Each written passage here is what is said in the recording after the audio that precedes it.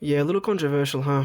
On the 11th of July 2022, a teaser for Genshin Impact's Teyvat chapter was released titled A Winter Night's Lazo. It showed all the remaining Fatui Harbingers not yet shown in game, excluding Tartaglia, including the fourth of them named Arlecchino.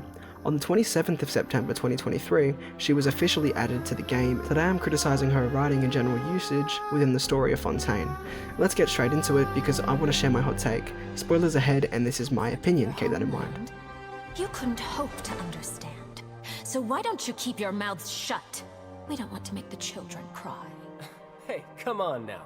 Even I don't think this is the right time or place for a fight. This section is pretty much dedicated to anything prior to Arlecchino's official debut in game. This includes things about her as well as what is to be expected from that of a Fatui Harbinger, all in order to push my silly little argument. I've made full videos on two of the Harbingers, the organisation themselves, and Fontaine, but regardless, I'll explain it all again. Before Fontaine, we're introduced to the four Harbingers, La Signora, Child, Scaramouche, and Dottore, who I will be creating a criteria for in order to compare them to Arlecchino later on. In the first of the five existing nations, being Mondstadt, La Signora is introduced to us at the very end in order to create a sense of progression through the first three nations. She's consistently brought into the story as the mastermind behind the events unfolding, until she finally is defeated in Inazuma's third act. While it is a little discrediting to her character, she's definitely integral to the overall story of the game. Her main traits are being associated with plot twists, a cordial front, loss of composure, and malicious intent or antagonistic alignment when compared to the main character. When going the Child or Tartaglia, a lot of the same things apply for completely different reasons. He shows progress when lined up with the other previous threats, as he can now beat a Harbinger, albeit the 11th. He has a betrayal cutscene that technically isn't a betrayal in the first place, but he has a somewhat cordial laid-back front despite his desire for trouble, and his role in Act 3 will always feel like a twist. He has a loss of composure in his third phase, malicious intent with almost drowning an entire nation, and is definitely lined up against the Traveller, at least in Liyue. To me, he's the main Harbinger, being the weakest in the middle of the constellation wheel, and having a deeper connection with the Traveller without fully getting rid of any evils, concerns with his morality or allegiance with the Fatui. They don't do him dirty in order to redeem him at any points in the story. This will be important later. Then we have Scaramouche, who is the last of the original iconic three Harbingers. He's more focused on tragedy to an upfront point instead of Signora's out-of-game canon or Child's weird debatable status of being heavily traumatized. Much like Child, Scaramouche plays into a lot of the different realms within Genshin's story, whether it be the Abyss, Teyvat itself, and Irminsul, Inazuma, Gourds, or the Fatui, and even Khaenr'iah due to Pyro's existence. Scudder has his fair share of criteria as well, losing composure multiple times as part of the main story, his initial introduction being a plot twist, being antagonistic, and most definitely being malicious due to his hatred for humanity as a concept. With his new Wanderer reincarnation, he may even have a bit of a cordial front.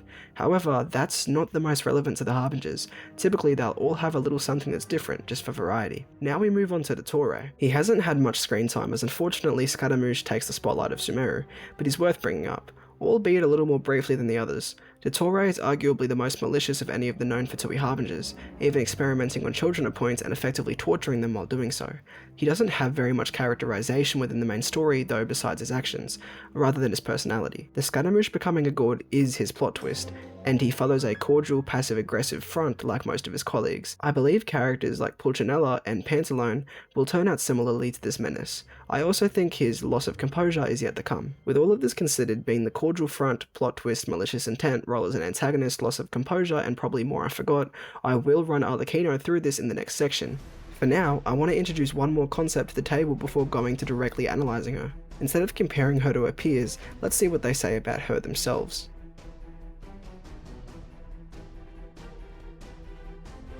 I've got nothing against people who have their own agendas. I myself joined the Fatui to get more experience in combat. But I don't like her at all. If she stood to benefit from betraying others, she'd turn against the Tsaritsa in a heartbeat. There isn't a sane bone in her body. A wolf in sheep's clothing. To exert a higher level of control over people, she puts on a graceful and cordial front. Most of those who have seen her true crazy self have gone poof. I want to discuss the build up to Arlecchino and then we're done with everything before Fontaine. If you can't tell, it's heavily hinted at that Arlecchino is a manipulative, deceitful psychopath. Sociopath? One of those. She has a crazy side, much like the other Harbingers, and those who see it go poof. She has her own agendas which adds potential for plot twists. Everything we know prior to 4.1 hinted at Arlecchino being a traditional Fatui Harbinger, but well, that doesn't remain true when we see her actual game counterpart. When considering the Fontaine teaser as well, everything about it is so clearly setting her up to be something horrific. Her aura is undeniably intimidating within this teaser, with the world around her effectively obeying her commands, with her being the only viewer of the magic show, and her knocking over the cardboard cutouts. She's literally been set up to be an integral part of the Fatui, but, well, you'll see my problem with it all. Let's go to modern times now.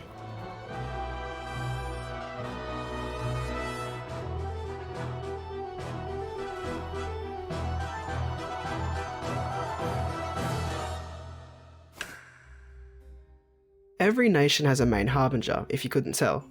After Liyue, there's even a secondary one. In Fontaine, Arlecchino is the main one while Child is in the background, serving as more of an objective than anything. But what if I told you somehow, somewhere, that Child was more important than the lady who actually had dialogue outside of the first two acts?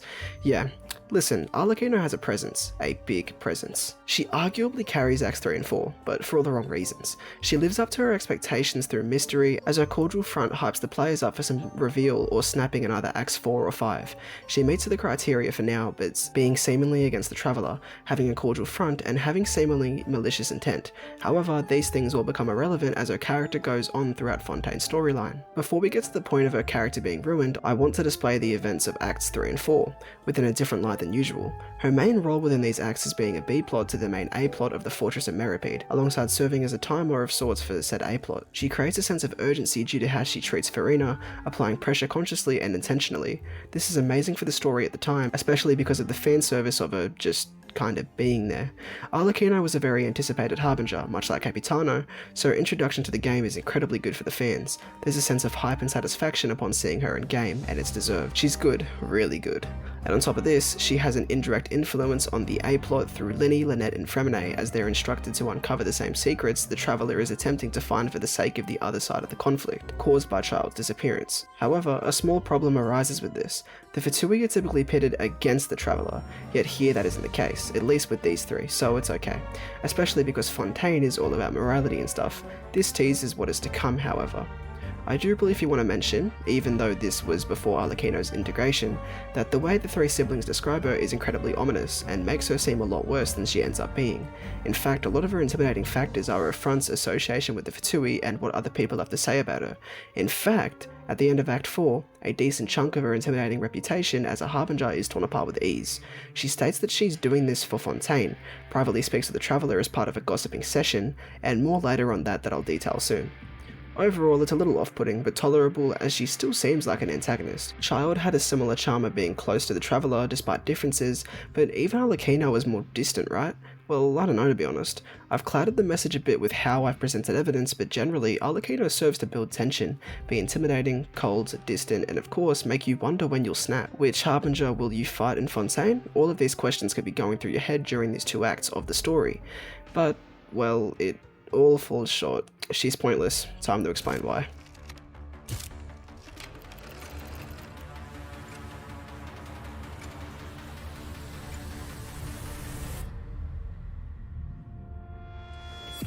The Fortress of Meripede may seem like a prison, but it should in fact be regarded as a gathering place for exiles.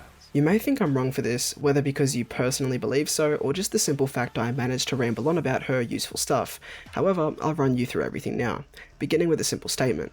All the actual influence Arlecchino has is pretty much through Linny, who I'd consider a modern child of sorts in my opinion. This is Liyue, and Arlecchino is like the worse version of Signora, with Linny being a genuinely good version of Child. Unlike Signora, Arlecchino is irrelevant. The pressure she put onto Furina, it was already handled by the Prophecy, Whale and more. It may have been delayed by a day, but it would have happened. The influence on Act 3's A-plot, Arlecchino could have been removed entirely, and Linny could just have his own allegiance with the Fatui, on a more direct level. Helping Navia, anybody could have done that. It mostly only served to help the plot move forward from the flooding, and it characterized Arlecchino as a good guy. She may even be more bad than pointless, but let me continue. If this isn't enough, look at Child. He's actually helpful, and could have had more screen time if it weren't for her. He's the one who gets missing, awakens the Narwhal, drags the Traveller to the fortress, and more. You may argue Arlecchino was the one applying pressure that causes them to go, but why couldn't the siblings do that? There was already Fatui operatives in the story, 3 of them, but they decided to add Arlecchino in for shock value and fan service. If you're going to add in a harbinger, do it right. She was good at first when she was fitting the criteria, but suddenly there's no malicious intent, antagonism, loss of composure, plot twists, or anything, despite the fact she'd be one of the best to have these things. There wasn't even a boss fight with a Harbinger in this nation, the only one doing something like that being Mondstadt, where Harbingers weren't even introduced at the time. I'm sure Capitano will be good, as he's built for fights, but if they start adding in Harbingers just because they promised to instead of them actually being needed to the story, then we have a problem. Dottore kinda showed this already, mostly existing to put Scaramouche in the spotlight, but he did the same in Inazuma, so it's fair. However, instead of trying to flesh out existing ones in combination with new ones like they've been doing, they brought a fleshed out one into Fontaine paired with the one who was used for all the wrong reasons. Child shows how to have a likeable, morally respectable yet intimidating and scary Harbinger. Arlecchino does not, and it's insulting that they have to share a nation when they miss the mark so hard on this one. I hope you get my point. Most of the things she's involved in only exist to get her involved, or are extra fat that could get cut off the main story. Of course, Fontaine is pretty good at utilising the characters though. Well, most of the time. The use of Child and Arlecchino is a little lackluster in my personal opinion, but it's alright. If you want to see my annoying little problem with Child, or rather how they treated him, subscribe. Finally, compare it to what was stated about her. Just a reminder, she's a wolf. A wolf in sheep's clothing, not a sheep in sheep's clothing, nor is she normal. People who see her crazy side go poof, and to be honest, who cares if it isn't shown in the story? I want to see that crazy side, and not in a weird way. She just doesn't live up to my expectations. Maybe yours, but not mine. This video is my opinion, to be fair. I just expected more Harbingerness from a Harbinger, you know? Let's move on, because I think it's important to discuss what exactly can be done to fix this problem. Though, to be fair, it's pretty obvious. Anyway, let's go. I'll stop being lame. Is this what justice means to you? Answer me, Nubilet! You pretty much just need to reverse engineer everything I've stated throughout this whole thing. Instead of building up to a letdown, which I wouldn't even consider a plot twist and more of a disappointing subversion, build up to a climax. After the climax, do whatever you want, but don't try to introduce a Harbinger in a nation that is by all means self-centered. It can't build on the Abyss, Fatui, or anything relevant to the overarching story. While I like stories of individual nations, I also enjoy relevance to other parts of the story, and big world building to more than just something like Fontaine. Don't introduce Arlecchino here, and don't repeat the mistakes please. In Natlan, build on more than just Natlan. Also in Natlan, make Capitano live up to what's been said about him. Oh, I want to see him be the great captain he's made up to be. Scaramouche will be quaking in his boots if so, but it'll be worth it in the end I'm sure. On top of this, give the Harbinger relevance beyond being a Harbinger. Her whole thing is being part of the Fatui, but she should push the reputation of the Fatui further, not the other way around. Please, I want Capitano to build on who the Fatui are, not whatever Arlecchino did. Child brought the Traveller through the plan orchestrated by Signora, Scaramouche worked within the Delusion Factory, and Dottore made him a god.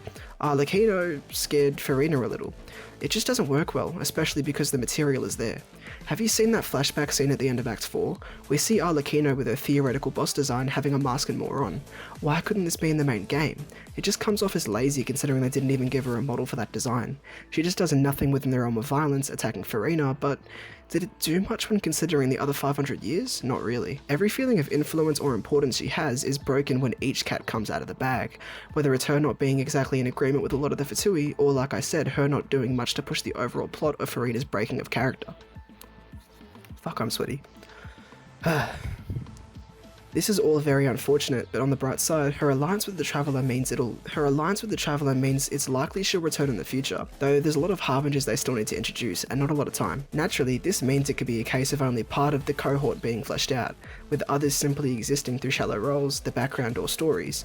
There's 7 nations when compared to 11 Harbingers. That's a difference of 5 in total, way too much to introduce in my personal opinion. This to me just shows the concern I have with the future of Genshin's story. On my Fatui video, people continued saying the growing niceties and trend of redemption with the Harbingers was ruining them in their perspectives. So honestly, I think this opinion is partially justified. It's just even worse when she's pointless, even as a nice character. It's a shame. But I'll conclude the video here, or in the next section to be technical.